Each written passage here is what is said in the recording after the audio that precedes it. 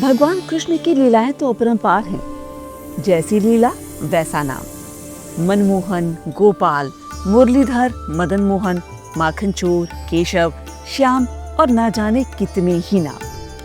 इन्हीं में से एक नाम है रणछोड़।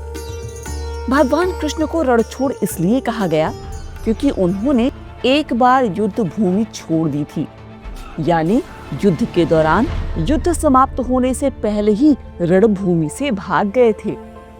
मगर भगवान कृष्ण का ये नाम कायरता की वजह से नहीं, बल्कि रणनीति और बुद्धिमानी की वजह से पड़ा था। चलिए आपको सुनाते हैं पूरी कहानी। एक बार मथुरा पर राजा जरासंध बार बार आक्रमण कर रहा था। वो बेहद शक्तिशाली था और उसकी सेना भी बेहद विशाल थी। लंबे समय तक और बार बार लगातार युद्ध से मथुरा के लोग बेहद परेशान थे। इसी बीच एक और शक्तिशाली योद्धा काल यवन ने भी मथुरा पर हमला कर दिया। अब तो एक नहीं बल्कि दो शक्तिशाली बलशाली शत्रुओं से एक साथ सामना और उनसे युद्ध करना मथुरा वासियों के लिए कठिनाई भरा हो गया। अब हर वक्त जान का खतरा मंडराने लगा।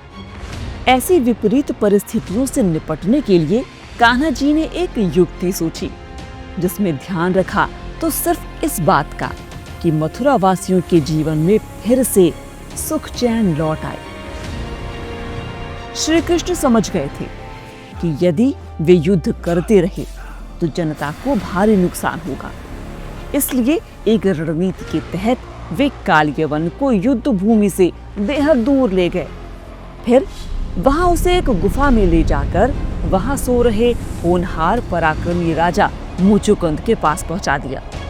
काल यवन ने मुचुकुंद को ही श्री कृष्ण समझा और उन्हें जोरदार लात मारी, जिससे राजा मुचुकुंद की गहरी नींद टूट गई और क्रोधित राजा की दृष्टि जैसे ही काल यवन पर पड़ी, वो भस्म हो गया। इस तरह एक समझदारी भरी तरकीब से बिना लड़ाई लड़े ही कृष्ण ने एक शत्रु का अंत कर दिया और मथुरा में एक बार फिर खुशहाली लौट आई। और इस तरह श्री कृष्ण को लोग रणछोड़ यानी रण छोड़ने वाला कहने लगे और उनके सैकड़ों नामों की सूची में उनका एक और नाम जुड़ गया। ये भी उनकी एक लीला ही थी, जिससे प्रभु के क्रोधित शत्रुओं ने तो उनका उपहास किया, परंतु ये नाम श्री कृष्ण के लिए सम्मान का प्रतीक बन गया, जिसने बिना व्यर्थ रक्तपात के बुद्धि और नीति से विजय हासिल की। और यही इस कहानी की सीख भी है। गुजरात के रणछोड़ जी मंदिर में भगवान कृष्ण की पूजा रणछोड़ राय के रूप में की जाती है। अरे हाँ, इस नाम के पीछे एक और नाम भी तो आया है, वो है राजा मुचुकुंद। संभव है आप उनके बारे में पूरी तरह जानना चाहेंगे, तो आपकी इस जिज्ञासा को हम अपने अगले वीडियो में जरूर पूरा करेंगे और सुनाएंगे पराक्रमी राजा मुचुकुंद की पूरी कहानी।